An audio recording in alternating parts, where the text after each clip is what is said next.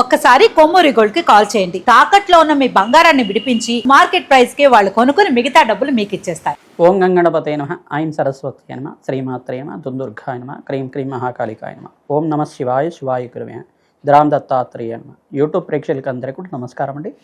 నేను పాలపర్తి గురునాథ్ శర్మ, జ్యోతిష్యం వాస్తు సిద్ధాంతిని. మీకంతా కూడా గోచారిత్య గ్రహాల యొక్క స్థితిగతి కదలిక వాటి ప్రభావం అంతా కూడా మేషాది ద్వాదశ రాశుల వాళ్ళకంతా కూడా ఎటువంటి గ్రహ గోచారంలో గ్రహస్థితి అంతా కూడా యోగకరంగా ఉందా, ఏ గ్రహాలకంతా కూడా శాంతి పూజలు ఆచిస్తే కనుక జీవితంలో మార్పులు జరుగుతాయి, ఆర్థికంగా ఆకస్మికంగా ధనయోగ ప్రాప్తి కలగాలన్నా, వ్యాపారంలో అభివృద్ధి కలగాలన్నా ఏ గ్రహాలంతా కూడా కారకత్వం అవుతున్నాయి విశ్లేషణ చేయడం జరుగుతుంది. ప్రధానంగా చూసుకుంటే ఈ రోజున మనం చూసుకోబోయే గోచార రీత్యా గ్రహస్థితి అంతా కూడా ఈ రకంగా ఉంది. ఈ యొక్క వార ఫలితాల్లో భాగంగా ఏప్రిల్ నెలలో అంతా కూడా 12వ తారీఖు నుంచి 18వ తారీఖు దాకా వార ఫలితాలంతా కూడా విశ్లేషణ చేస్తున్నాం. ప్రధానంగా చూసుకుంటే గోచారిత్య గ్రహస్థితి ఈ రకంగా ఉంది. కుంభరాశిలో రాహువు సంచారం మరియు మీనరాశిలో అంతా కూడా రవి భగవానుడు ప్రధానంగా చూసుకుంటే 14వ తారీఖు తర్వాత మేషరాశిలో ఉచ్చస్థానంలో సంచారం చేయడం, మరియు ఇక్కడ ఈ యొక్క మీనరాశిలో రాహు ప్రధానంగా శనీశ్వరుడు, అంగారకుడు, బుధ భగవానుడు, సూర్య భగవానుడు అంతా కూడా సంచారం జరుగుతుంది. శుక్రుడంతా కూడా ఈ యొక్క వార మధ్యలో అంతా కూడా చూసుకుంటే 13వ తారీఖు తర్వాత ఈ యొక్క వృషభ రాశిలో సంచారం చేయడం జరుగుతుంది. ప్రధానంగా చూసుకుంటే ఈ గ్రహస్థితి ఈ రకంగా ఉంది. బృహస్పతి అంతా కూడా మిథున రాశిలో సంచారం చేయడం, మరియు ఈ యొక్క కేతు యొక్క సంచారం అంతా కూడా సింహరాశిలో సంచారం జరుగుతుంది. కాలసర్పదోషంలో ఈ యొక్క గ్రహస్థితి అంతా కూడా కాలసర్ప స్తంభంలో అంతా కూడా ఉంది. ప్రధానంగా చూసుకుంటే కొన్ని రాశుల వాళ్ళకంతా కూడా అదృష్టయోగం కలిసి రావడం కానీ, కొన్ని రాశుల వాళ్ళకంతా కూడా మిశ్రమైన ఫలితాలు రావడం కానీ జరుగుతూ ఉంటాయి. ప్రధానంగా గోచారిత్య గ్రహస్థితి ఏం చెప్తుందంటే కర్మయోగాన్ని అంతా కూడా చెప్తుంది. కర్మ ఫలితాన్నంతా కూడా అనుభవించే విధంగా, కర్మదోషాన్ని నివారణ చేసే విధంగా గ్రహదేవతలంతా కూడా ఈ యొక్క దోషాన్నంతా కూడా పరిష్కారం చేసే విధంగా ఉంటారన్నమాట. ప్రధానంగా చూసుకుంటే శనీశ్వరుడు కర్మఫలదాత, బృహస్పతి అంతా కూడా యోగదాత అంతా చెప్పేసి అంటారు. ప్రధానంగా రాహు అంతా కూడా కర్మని అనుభవించే విధంగా చేస్తుంటారు. రాహుకేతులు ఇద్దరు కూడా కర్మను అనుభవించే విధంగా చేస్తుంటారు. ఈ గోచారిత్య గ్రహస్థితులంతా కూడా చూసుకుంటే వీటికి కేంద్రంగా అంతా కూడా చెప్తూ ఉంటారు. ప్రధానంగా మేషాది ద్వాదశ రాశులు అంతా కూడా ఈ గ్రహస్థితి ఈ రకంగా ఉంది కావున ప్రతినిత్యం కూడా ఇష్టదేవత ఆరాధన చేసుకోవడం, పరమేశ్వరుడికి అభిషేకాది కార్యక్రమాలు చేసుకోవడం, గోమాత సేవ చేసుకోవడం వల్ల రాజయోగ ప్రాప్తి కలుగుతుంది.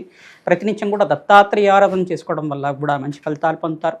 దత్తాత్రేయాయ స్మరణ మాత్రైన సంతుష్టాయ నమః నామాన్నంతా కూడా జపాన్ని ఆచరించడం వల్ల మంచి ఫలితాలు పొందుతారు.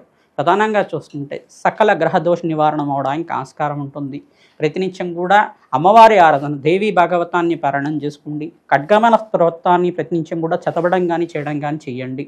ప్రతినిత్యం కూడా కనకదార స్తోత్రాన్ని 3 సార్లు చదువుకోవడం వల్ల ఆర్థికంగా స్థితిగతులు పెరగడానికి ఆస్కారం ఉంటుంది.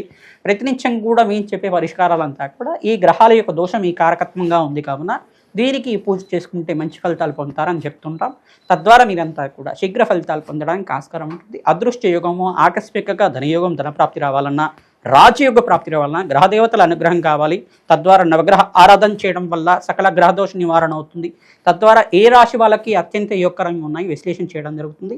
ధనుస్సు రాశి జాతకులకి ఏప్రిల్ నెల వార ఫలితాల్లో భాగంగా 12వ తారీఖు నుంచి 18వ తారీఖు దాకా గ్రహస్థితి ఏ రకంగా ఉంది, గ్రహాలంతా కూడా యోగకరంగా ఉన్నాయా, ఏ గ్రహాల యొక్క దోషమంతా కూడా ప్రబలంగా కనబడుతుంది అనేది తెలుసుకోవడం జరుగుతుంది. ప్రధానంగా దశమ దృష్టితోటి శనీశ్వరుడు అంతా కూడా రాశిని చూస్తున్నారు, ధనుసు రాశిని చూస్తున్నారు కావున స్వల్పంగా దోషకారిగా ఉన్నారు.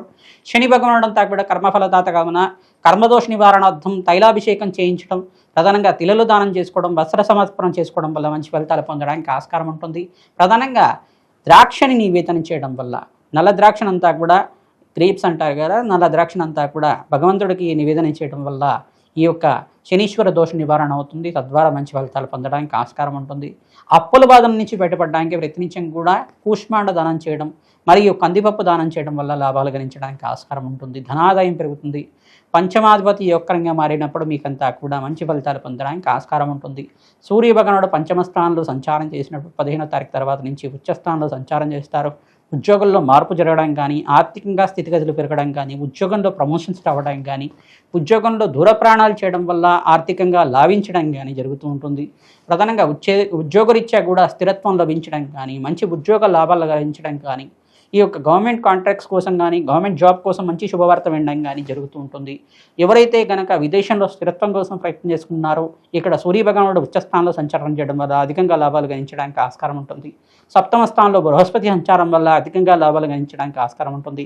దత్తాత్రేయ కవచాన్ని పారాయణం చేసుకోవడం వల్ల ఆర్థికంగా స్థితిగతి పెరగడానికి, జాతకరీత్యా ఉన్న దోషాలంతా కూడా వెళ్ళడానికి, మంచి ఫలితాలు పొందడానికి ఆస్కారం ఉంటుంది. ప్రతినిత్యం కూడా నవగ్రహ శాంతి హోమాది కార్యక్రమాలు, రాహు భగవానుడికి, శనీశ్వరుడికి, కేతువుకి, మరియు ఇక్కడ చూసుకుంటే అంగారకుడికంతా కూడా గ్రహస్థితి కొంచెం మెరుగుపడడానికి జపాలు దానాలు ఆచరించుకోవడం వల్ల మంచి ఫలితాలు పొందుతారు. రామ్ దత్తాత్రేయాయ నమః.